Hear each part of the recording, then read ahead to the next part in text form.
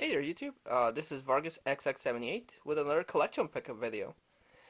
Well, it was my monthly comic run, so I picked up all the comic books that I had, on my pull list for this month. But also, they still had that back issue sale, so I decided to pick up some stuff and share it with you guys. So, let's get started.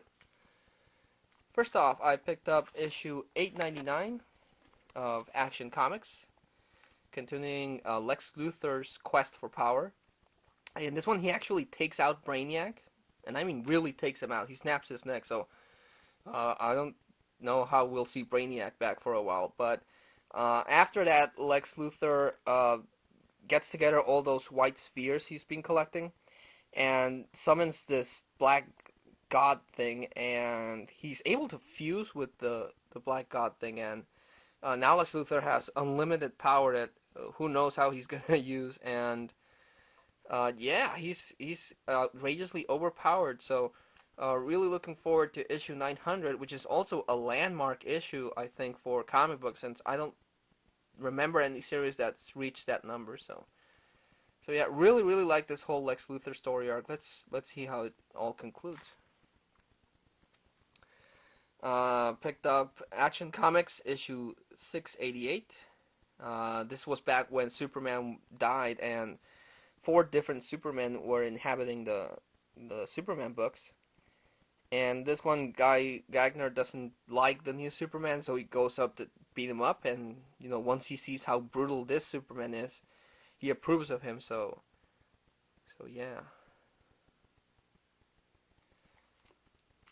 Then I picked up issue 697 of Action Comics with this was in the Bizarro storyline. Lex Luthor's clone body is degenerating, so he makes a Superman clone to see if he can figure out something to stop it. And so they have Bizarro, visiting. He has all of Clark's memories, so he's visiting Lana Lang in this one. And he thinks he's Superman, but, he's an imperfect clone. Really cool. And we have a different take on that first back issue I showed you. This is after 0 Hour, and Guy Gagner is, has this weird alien body armor that lets his body turn into any weapon he wants. And he's kind of losing it, and he travels to Metropolis, and Superman, tries to bring him down. But, I liked it because it was an interesting take on the other issue, but yeah, still pretty cool. Picked up Action Comics issue 767. I picked this one up basically because Deathstroke's in it. Superman is being killed off by a kryptonite nanobot, and Steel, Supergirl, and Superboy and the Atom are trying to save him, but whoever put the nanite in Superman hired Deathstroke to finish the job. But obviously there wouldn't be any more Superman books. They're able to stop Deathstroke and save Superman, but really cool issue. Picked up Action Comics 873 with Lex Luthor on the cover, which I thought was fitting because, he is the star of the current Action Comics. And this was back when New Krypton first established itself, and the one where Doomsday's there and Lex does something to Doomsday, which, leads to the Reign of Doomsday storyline. And Krypton builds itself, so I picked it up for that reason. So, really cool issue. Picked up issue 875 of Action Comics. This is the first part of the Flamebird and Nightwing storyline. This is where they set up shop on Earth to stop Zod's sleeper agents. Really cool. Issue 879 has them stop 2 more sleeper agents. And I really like the covers. And I'm definitely going to pick up this whole run because Greg Rucka writes the issues. And Greg Rucka is a really cool writer, so I'm definitely going to pick up all of the Flamebird and Nightwing issues. Picked up issue 881.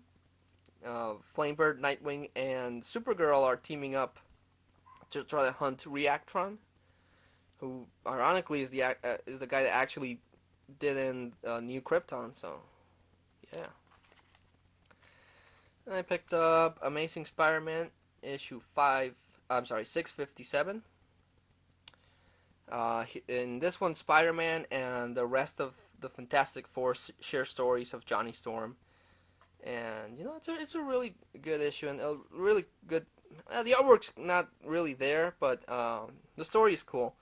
The story is cool on how they reflect on Johnny Storm, who's not dead. He's held captive in the negative zone, and he'll be back. You'll see, but still a good issue. Picked up issue 658. In this one, Spider-Man joins the Future Foundation, and they go off into a big adventure, and they showcase Spider-Man's wit, but also the fact that he's a genius. So I thought that was cool.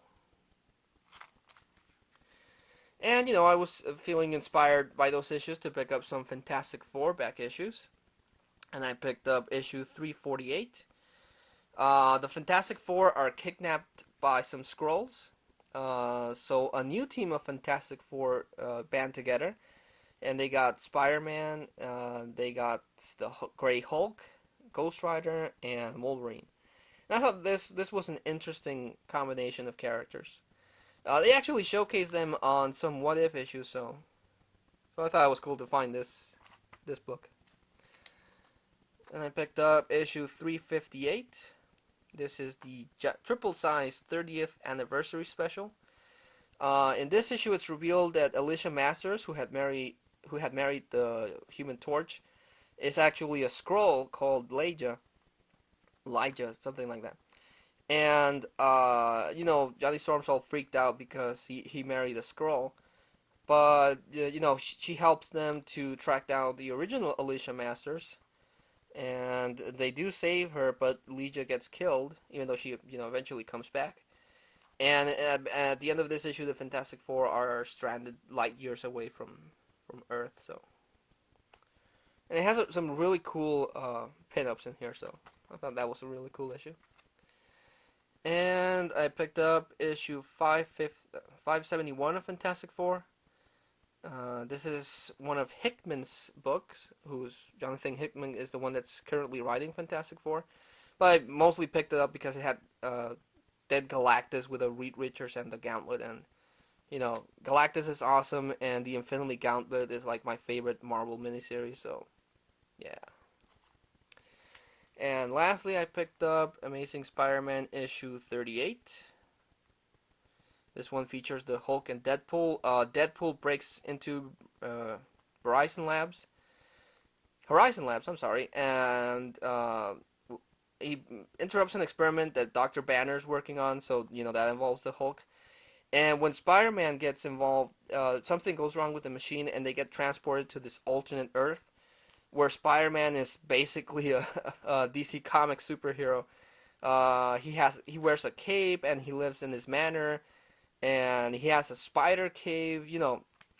Total rip-off of DC Comics, but it actually really is cool. And they actually revealed that Spider-Man gets so overpowered because he's the only superhero there, by absorbing the energy of alternate universes Spider-Man. So he basically drains them dry and adds their power to his, and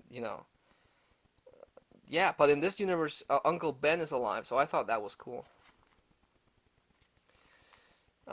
Picked up the Mighty Avengers issue 20. Really cool issue. This is a Secret Invasion epilogue issue, where Hank Pym is back after being abducted by the Skrulls, and he remembers the Wasp, and they catching up to date on everything that's happened. But it's a really cool issue, actually. And the Wasp hasn't come back. I thought for sure they would bring her back somehow, but nope, she's still dead.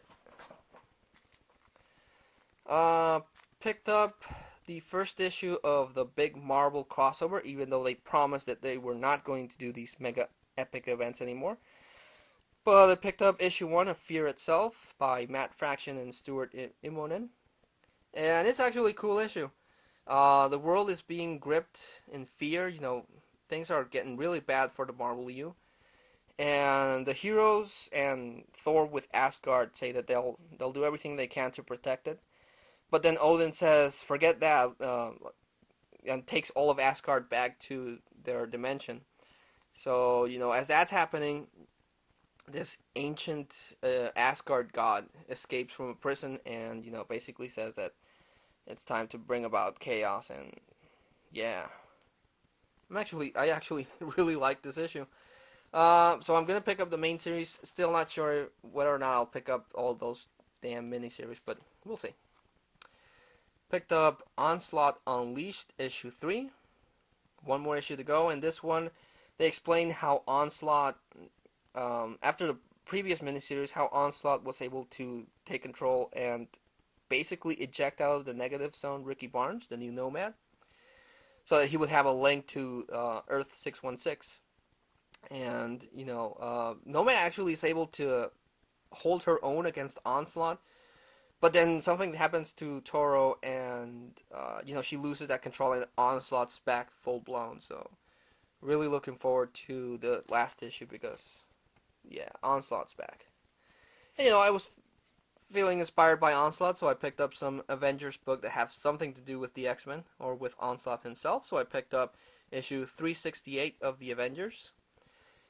This is part one of a crossover with the X-Men called Blood Ties, where Magneto's acolytes abduct Luna, who's the daughter of Crystal, and Inhuman, and Quicksilver, Magneto's son.